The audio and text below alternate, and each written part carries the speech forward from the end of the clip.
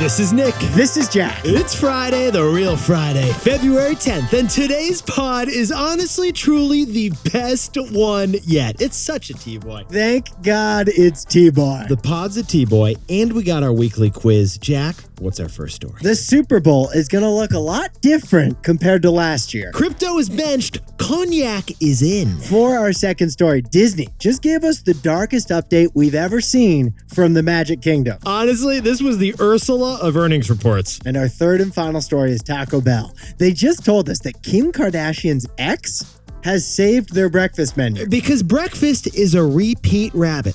Or are we saying a repeat habit rabbit? I don't know. Or are we just going to do repeat rabbit? But you're confused which of Kim's exes we're referring to, aren't you? Yeah, you are. And we did it on purpose. But Yetis, before we hit that mysterious mix. This is just a great mix today, Jack. Big question if you're hosting the Super Bowl party on Sunday. Yetis, Jack and I got a question, and we think you know what that question is going to be. Are you going to Venmo your guests? Great to have everyone over. If you could send $55 to @NickMartell, that'd be fantastic. _Nick Martell. Because meat, fish, fruit, veggies, plates? Jack, all those prices are up 8% from last year. Don't even get us started on the silverware. Beer is up 11% on average from last year. Juice, it's up 13% on average from last year. Who brings juice to a Super Bowl party, Nick? You don't want to be that guy with the extra pulp. But Yetis, we come with some fantastic food news today. Besties, we come with some news so good, you're going to need an extra napkin. Chicken wing prices are down. We repeat. Wing prices are down from last year. The price per wing has fallen 12% from last year's Super Bowl. I mean, Jack, grab the eraser. We got to take buffalo wings off the Hoarder's Almanac.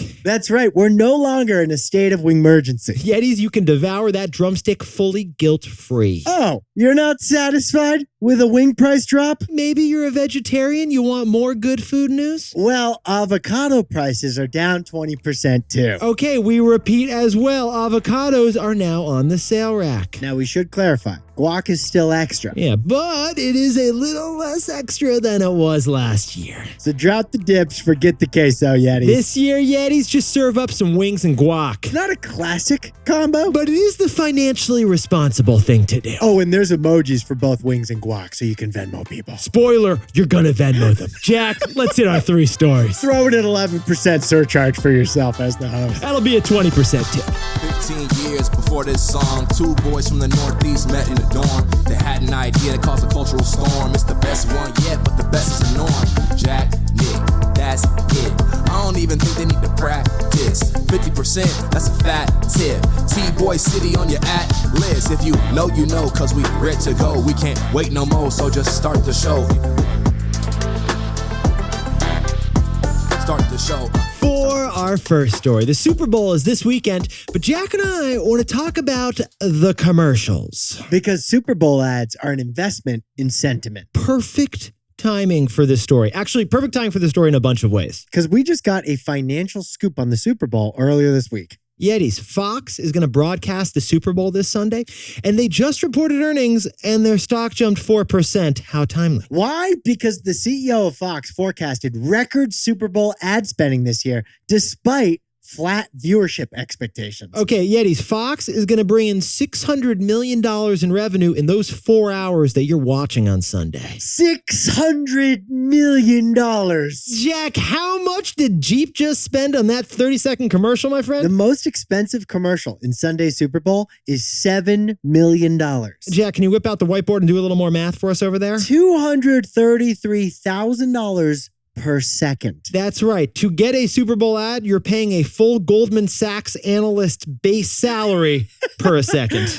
Now, we're seeing contrast here because Snapchat, Google, Facebook, they've all reported that their ad sales are slowing or shrinking. But on the other hand, Jack, old school cable TV is kicking it like it's 1996. Get me that TV guide. Get this, Yetis. Fox sold 90% of this weekend's Super Bowl ad slots before Labor Day. Yetis, Super Bowl is advertising's biggest stage. But the way Jack and I see it, the Super Bowl ads are an investment in sentiment. You're going to see Clydesdales. You're going to see talking puppies, probably talking babies too.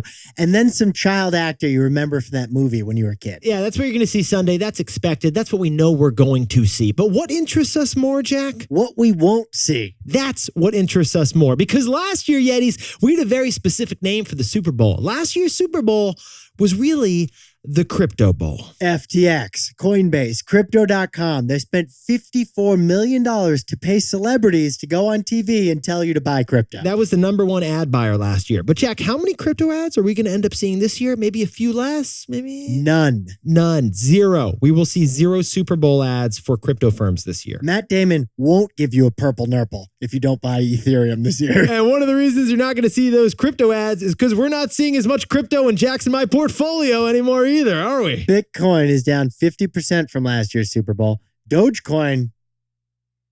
Now, Jack and I should point out that FTX did buy an ad spot in this year's Super Bowl. But a judge intervened because, bankruptcy. Yeah, fortune, it favors the solvent. So, Jack, what's the takeaway for our buddies over in the Super Bowl? This year isn't the Crypto Bowl. It's the Booze Bowl. Eddie's the biggest ad buyer this year. It's actually Budweiser. They're the biggest. They bought 4 ads. They spent nearly $30 million on those ads. That should be no surprise because Bud is the king of commercials. But they're not the only adult beverage you're going to see on Sunday. Because get this, Yetis, after 33 years, Budweiser is shockingly giving up its exclusivity deal for the Super Bowl. So for the first time ever, Molson Coors, Corona, Heineken, they can suit up the shoulder pads and put on a commercial on Sunday. Yetis, this is unprecedented. Like the Cognac brand, Remy Martin, honestly, we don't really know how to pronounce that one either. They're going to have a Super Bowl ad too. We just said, Yetis, that Super Bowl ads, they're an investment in sentiment. It's true every year. Well, last year, it was optimistic. It was frothy. We all still had that stimulus money. We were splurging on stuff. The Crypto Bowl captured that perfectly. Well, this year, there's a little bit of recession paranoia. There's a little bit of eggflation, and the war in Ukraine is still rumbling on. We need a Booze Bowl this year, don't we, Nick? We're craving a Booze Bowl. For our second story, Disney just announced their darkest earnings report since Jafar. But that pales to the political target on Mickey's back. All right, Yetis, Nick and Jack with you here. A little secret we do when we jump in T-Boy style. Sometimes to understand an earnings report, we will categorize it as a Disney princess. Yeah, and this one, it's not Ariel. These are Ursula earnings. Disney just dropped the Ursula of earnings reports, which means we got to talk about our buddy Bob Iger, Jack. Bob Iger, the 15-year Disney CEO who returned from retirement in November, welcome back to Disney. And in Bob's first earnings call back, he did what Wall Street asked him to do. The most magical place in the world just shockingly cut 7,000 jobs. Disney just cut jobs, cut costs, and did a reorganization that puts the creative storytellers at Disney back in charge again. He undid all the trademark moves from the previous CEO, from the other Bob. The other Bob. Bob Chapek. Now, Yetis, here's what Jack and I find fascinating about this story. Bob Iger stressed to investors that streaming is the future. But it's not the present, apparently. That was the interesting clarification. Because the number of Disney Plus subscribers last quarter fell from the year before. Yeah, the streamers streaming into Disney Plus dropped by 3 million to 160 million subscribers. And the average subscriber is only paying $5 a month because Disney Plus is a lot cheaper outside the United States. And honestly, that's just not enough to pay for all that Disney content. Not enough. Baby Yoda, that's an expensive CGI project right there. And for that reason, Disney Plus lost $1 billion in the last 3 months. We think of Disney Plus as a success. It lost $1 billion in 3 months. Okay, Jack, but that's the schmovies and that's the shows on Disney Plus. What about the movies, the big box office, the Hollywood stuff from Disney? How's that looking? I'm glad you asked, Nick, because Avatar 2 passed Titanic to be the 3rd highest grossing movie of all time. Avatar 2, sit down, stand up, sit back down again. That sounds fantastic, but we're about to sprinkle on a little asterisk here, aren't we? Yeah, Blue Avatar 2 was so expensive to make. The CGI was way more than Baby Yoda. It's barely profitable. So, Yetis, we know what you're thinking. All that sounds not that great. But guess what made up 2/3 of Disney's $3 billion in quarterly profit last quarter? Theme parks did. Theme parks are the Disney profit puppy. And guess who took away Disney's theme park autonomy last quarter? The governor of Florida. This feels like a takeaway moment. So, Jack, what's the takeaway for our buddies over at Disney? Mickey has become politically sticky. Yetis, Disney's movies are universal. They are apolitical. They transcend borders and they transcend cultural divisions. Disney just announced sequels for Toy Story, Frozen, and Zootopia.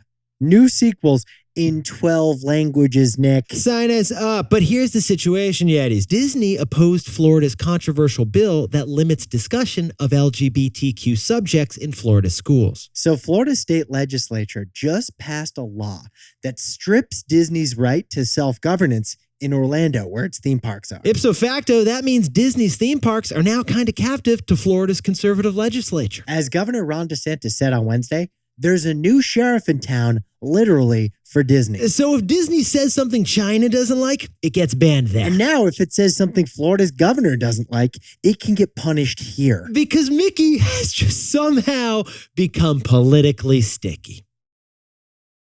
Now, a word about our sponsor, Robinhood. You can do just about anything from your phone, but some industries, they've just been slow to The move. finance industry was slow to move from phone to computer, and then from computer to app. Robinhood wasn't. It's the Silicon Valley-based brokerage that's been updating apps since it was born in 2015. Using the Robinhood app for your stocks and crypto is almost as easy as downloading it. So you can invest at your pace on your terms by downloading the Robinhood app. If you're not investing on Robinhood yet, to get started, go to Robinhood.com/Tboy and choose your free stock. That's Robinhood.com/TBOY. Limitations apply. Stocks are offered by Robinhood Financial LLC, member SIPC. Crypto offered through Robinhood Crypto. All investments involve risk. By the way, this podcast is not owned by or part of Robinhood, and we are not employees of Robinhood.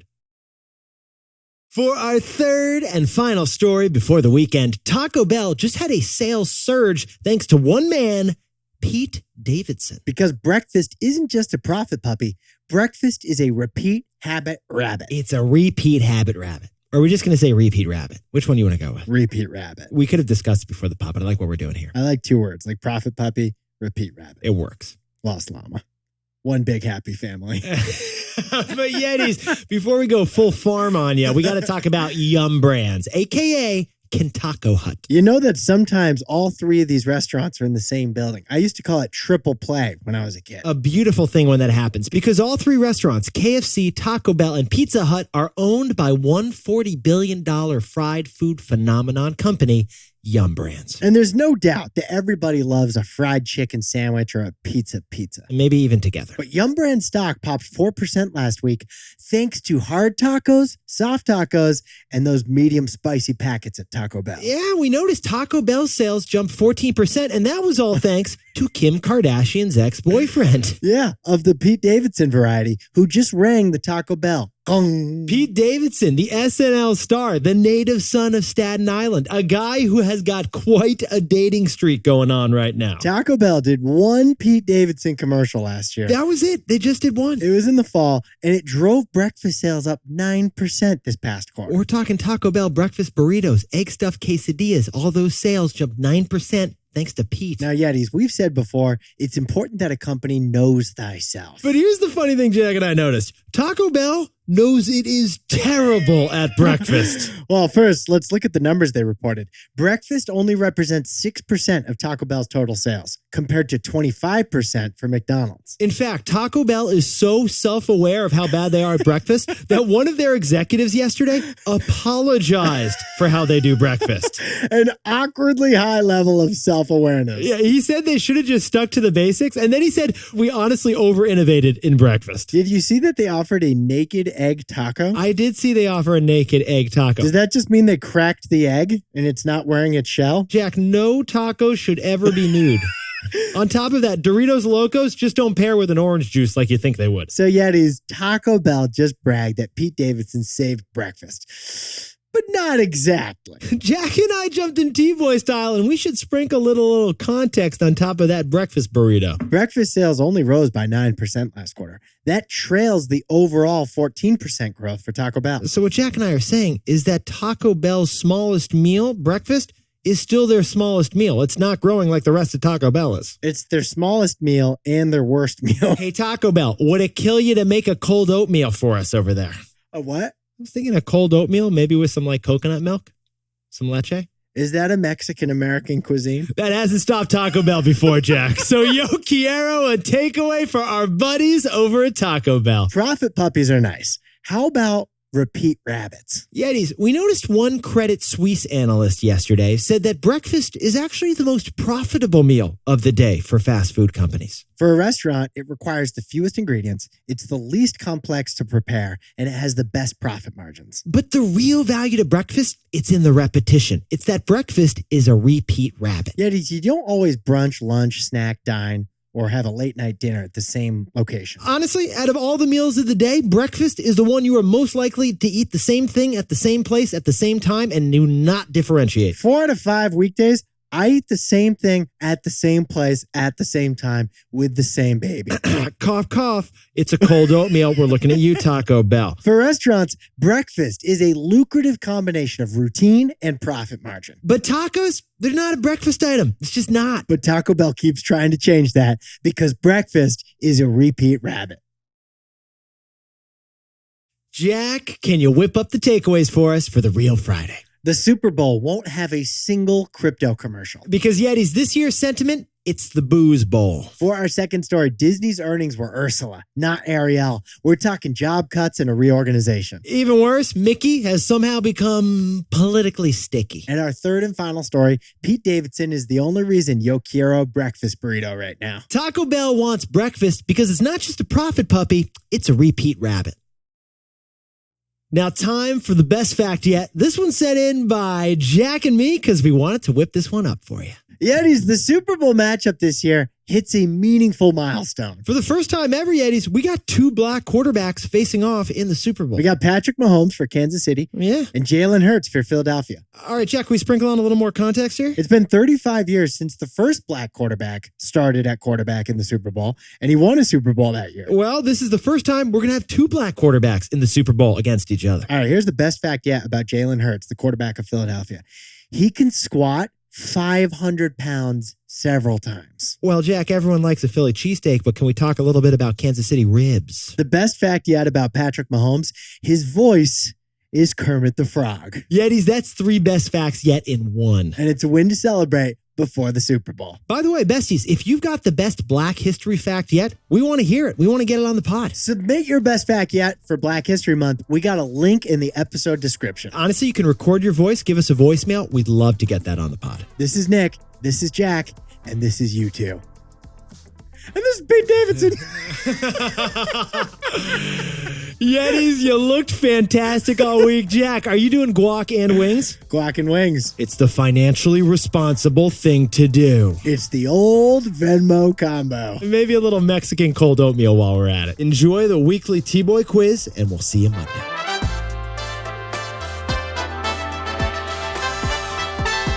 And before we go, congratulations to Yetis Matt and Rose, who are getting married at the Margaritaville in Hollywood, California this weekend. Happy 5th year anniversary to Timothy and Adrian Schwartz, who are celebrating in Europe. And Charlie and Carrie are finally listening to T-Boy together as a couple in Kansas City. Good luck this weekend. And a happy birthday to Ashreem Shretha from Nepal, now living over in Arkansas. Happy 28th birthday to Khaled Blada from Palestine, now living in North Carolina. And a happy birthday to Max Schuer from the Upper East Side. And happy 50th birthday to Mary Beth Hennessy Shotter in Ashbury Park, New Jersey. And Chris, enjoy that birthday all the way in Milwaukee. Happy birthday to Brianna Strauss in Portland, Oregon. And a happy birthday to Jessica Lou, a little girl celebrating in the Big Apple. Happy birthday to Joseph Tribriani, celebrating in Naples. Yeah, we don't know if it's Italy or Florida, but either way, have a blast. Those are 2 good places to be. And a happy birthday to Alex Yorosaki, celebrating in the beautiful Joshua Tree National Park. This is Jack. I own stock of Disney, and Nick and I both own stock of Robinhood, some Bitcoin, and some Ethereum. A Bitcoin named Ben. Now, a word about our sponsor, Robinhood. Jack, rule number 1 about a kitchen renovation, tell your friends about your kitchen renovation. We know the cabinets are expensive. Well, in the pandemic, a lot of companies renovated their businesses, focusing on apps and digital. Robinhood didn't have to. It was built digital from the start. Robinhood's mobile-first and intuitive design makes investing a little easier for every stage of your investing journey. Whether you want to trade options, ETFs, or stocks through Robinhood Financial, or buy some Bitcoin on Robinhood Crypto, you can do all that right on the Robinhood app. If you're not investing on Robinhood yet, to get started, go to Robinhood.com/Tboy and choose your free stock. That's Robinhood.com/TBOY Limitations apply. Robinhood Financial LLC, member SIPC. All investments involve risk. By the way, this podcast is not owned by or part of Robinhood, and we are not employees of Robinhood. Dude, those wings are flightless, right? Oh, the birds. My wing. Oh! Like, are you taking like the buffalo wings, just like go 0 to 60? We got licked off. Hold on to that KFC bucket. My wings. Oh! Is this a chicken wing or Mary Poppins? Such a good little reference, dude. It wasn't. To answer your question, they're flightless.